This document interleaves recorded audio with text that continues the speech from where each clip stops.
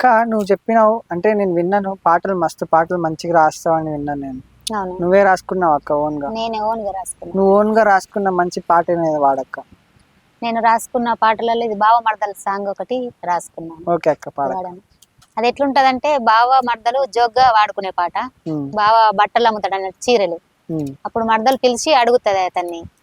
పిలిచి అడిగితే ఇంతకొక్క చీరే ఇంతకొక్క చీరే ఓ బావలు నాకెంత కిత్తవు ఓ బావలు పైసాలెందుకే నా మర్దలా నీ కుత్తా గిత్తనే నై మర్దలా ఎంతకొక్క చీరే ఓ బావలు నాకెంత కిత్తవు నా బావలు పైసాలెందుకే నా మర్దలా నీ కుత్తా గిత్తనే నై మర్దలా ఉత్తాగద్దు ఓ బావలు మా అక్క తిడుతుంది నా బావలు నీ అక్కకు ఎప్పని నా మర్దలా నా అక్కర తీర్చవి నాయి మర్దలా ఎంతకొక్క చీరే ఓ బావలు నాకెంత కిత్తవు నా బావలు. ఇట్లా ఈ పాటలు రాసుకోవడం జరిగింది.